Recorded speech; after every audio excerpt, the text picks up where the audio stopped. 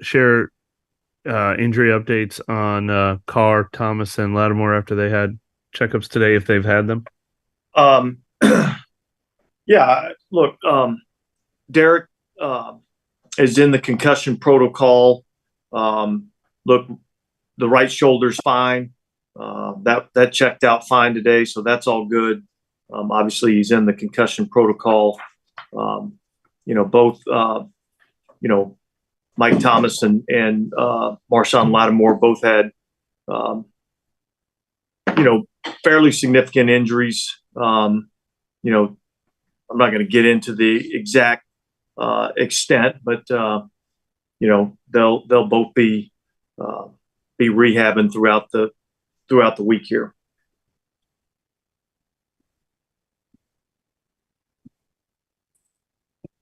And Dia, just to clarify, when you say fairly significant injuries, is there the potential for? I don't see anything as being season injury ending or anything like that. But we're still going through kind of some second opinions and things of that nature. So without really having all that, I really don't want to get into timelines and things like that.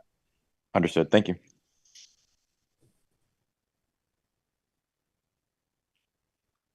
Last night we had kind of asked some questions about the kind of slow start and what led to that.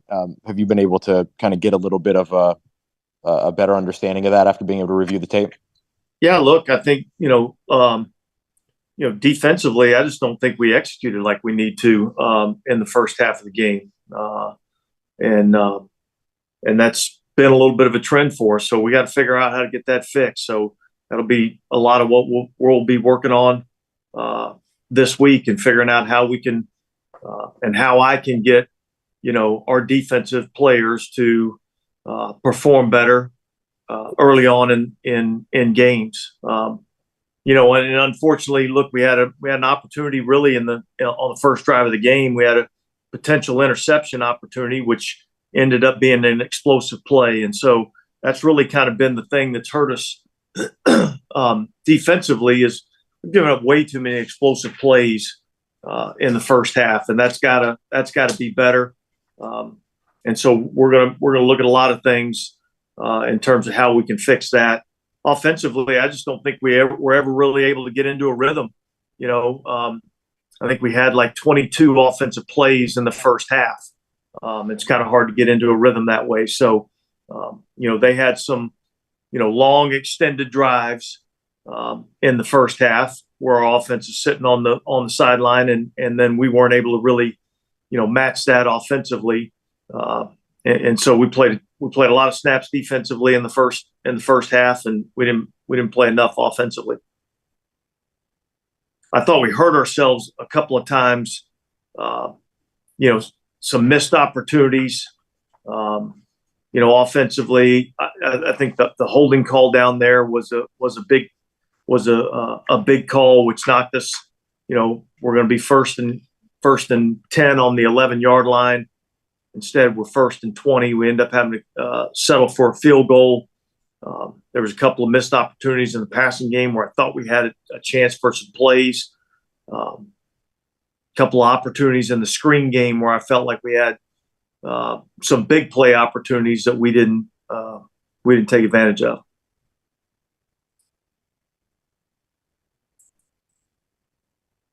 And what would your evaluation be of the offensive line in this game? I think we'd seen some things kind of trending in the right direction the couple weeks before that. From what you had described before, did you see that continue this game, or did you see something different? Look, there was obviously some good things, and yet there were some things that we have to be better at.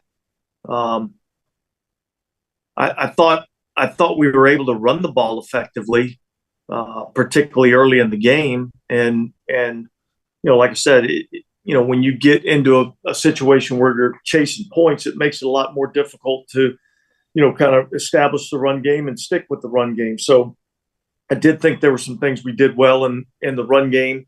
We knew it was going to be a tough matchup from a protection standpoint because I felt like they had some guys that could kind of get after the passer a little bit.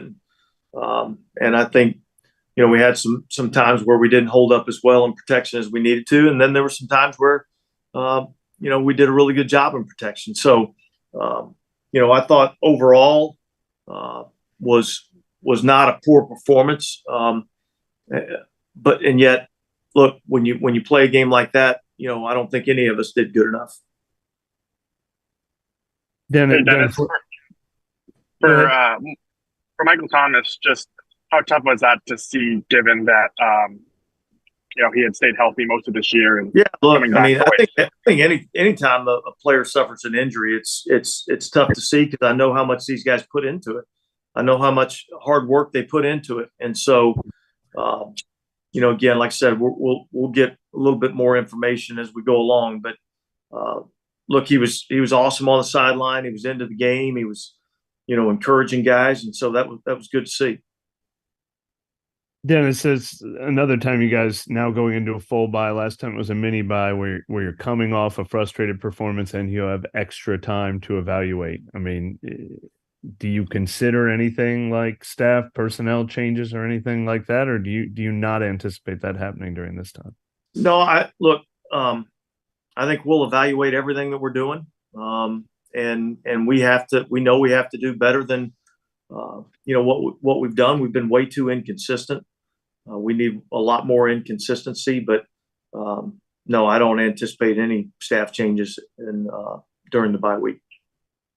And I think Tyrann Mathieu said something. I don't know if he was talking in general, if it's something you guys have done. He said when you guys have had the slow starts, one of the things you do is kind of simplify the volume of what you're doing so everyone can know exactly what they're doing. Is that something that you had tried in recent weeks or on defense? Yeah, we've tried several things, and we haven't found the solution yet. So we're gonna keep working on it. We're gonna keep trying. You know, uh, I think always the best answer is, try to do the things that you feel like you can execute at a high level. And there's times when we do it and we perform exceptionally well. But if we don't, if we don't put our eyes in the right spot or work the proper technique and those types of things, then offense is exploited. Hey, Dennis, if I could follow up on Mike's question, he asked about personnel. Obviously, the offensive line has been kind of moving parts. Would you envision any discussions about any personnel changes on the field to find more consistency at any position?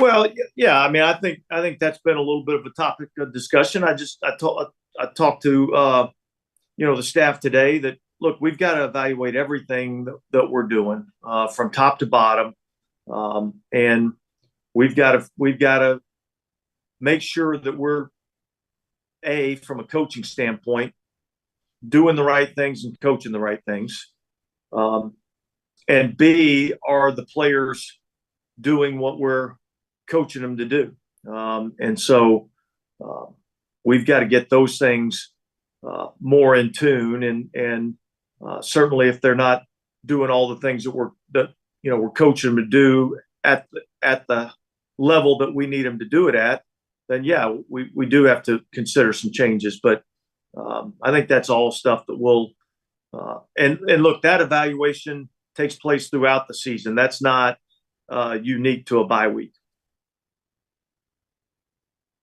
Dennis, how do you coach energy and coming out, not coming out flat? Like, how does that get coached, and how does coaching play a part in that? When obviously people like to point and say the team looks flat, that's on coaching. How do you? Yeah, well, look, I think anytime that you're not executing properly, I think a lot of times people, take that to be flat, no energy.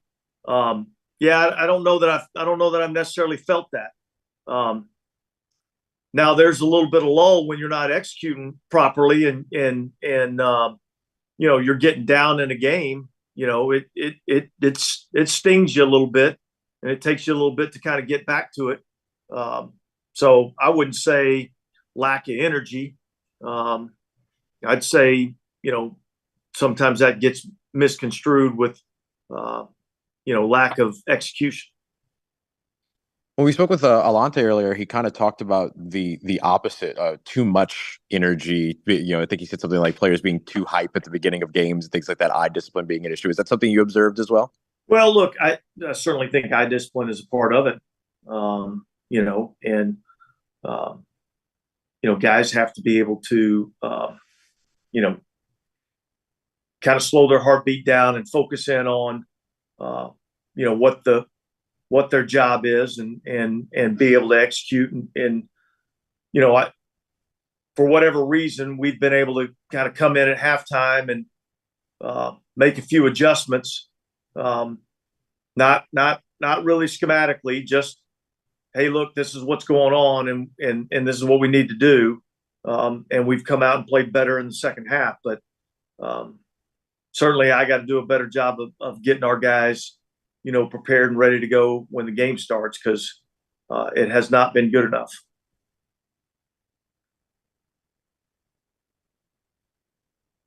Hey, Dennis, how would you evaluate the run defense against conventional runs, not counting any of the runners and quarterbacks took off so far? You're talking about overall on the season? Yeah, overall in the season. And even yesterday, I noticed outside of the scrambles, it was 81 yards on 25 carries.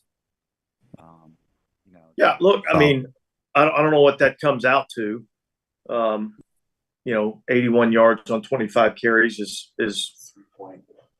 3 something a carry, right? Something like that. I'm not great at math, but I would say overall run defense on traditional runs has been pretty solid. Our run defense, when you incorporate, the quarterback's feet, has not been what we need it to be, and so we got to continue to look at ways that we can keep quarterbacks from being able to, run the ball on us. I thought we had, at times I thought we did a good job of keeping Dobbs in the pocket.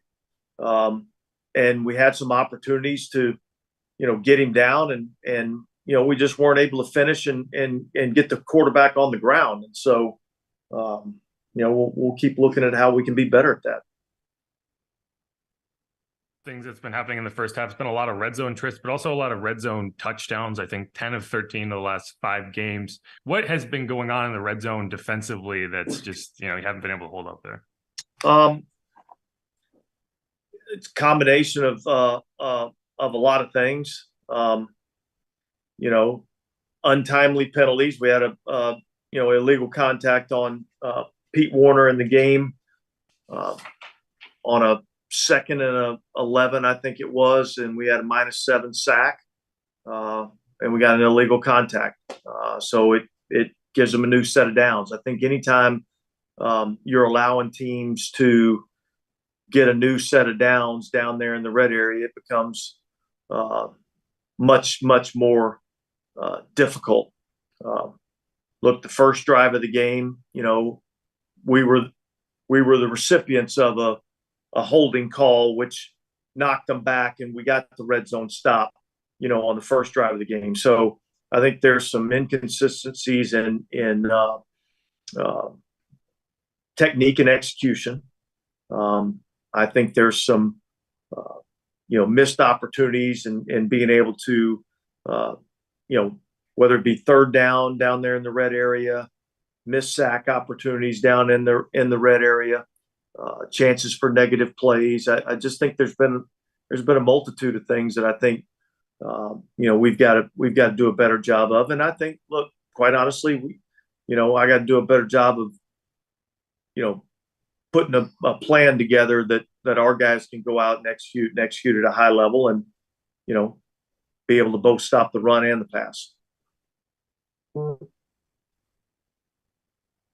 When you have a relatively high penalty game on defense, but also maybe on offense too, how much of that do you think is just symptomatic of maybe mistakes being made right before the penalties committed versus just the penalty was the mistake?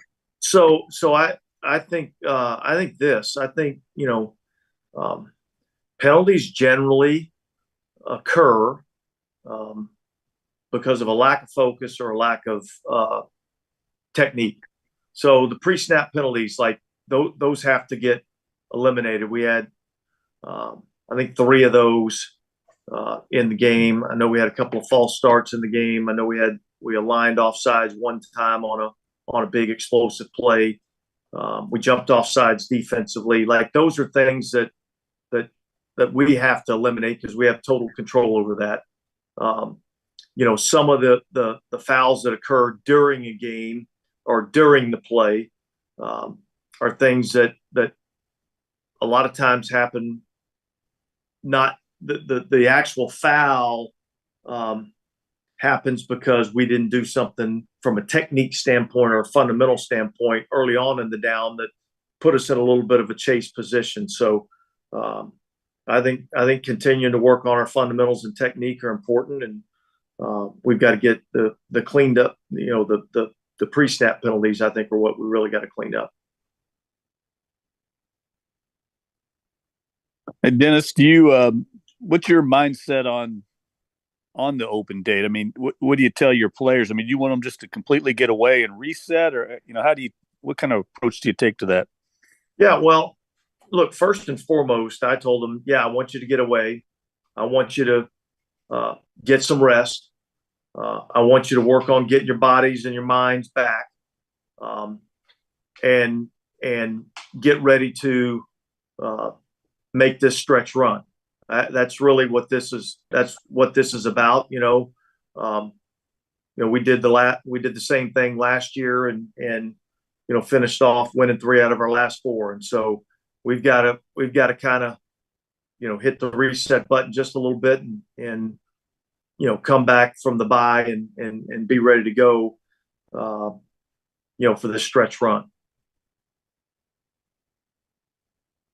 Hey, Dennis, I know you addressed it yesterday. Obviously, you were asked about Jameis and Derek, and obviously said Derek's the starting quarterback. But when you have a backup who has been a starter, and a starter who has struggled to find consistency, is that something you have to navigate in the building? Because I think outside of the building, it's obviously a big talker in the TV world and the social media world. Yeah, I don't pay any attention to what's being said in the outside world.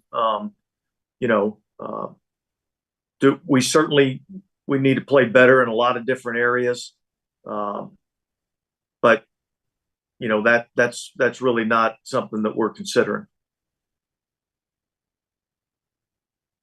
Did you ever get a good explanation on the Shaheed misalignment?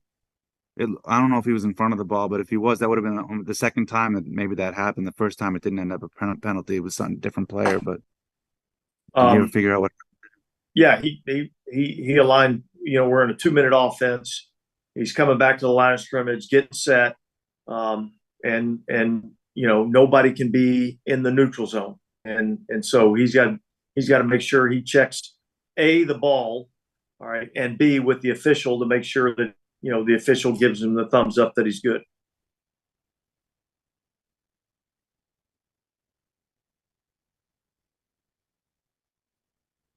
All right, guys. Thanks. Thanks, Steve.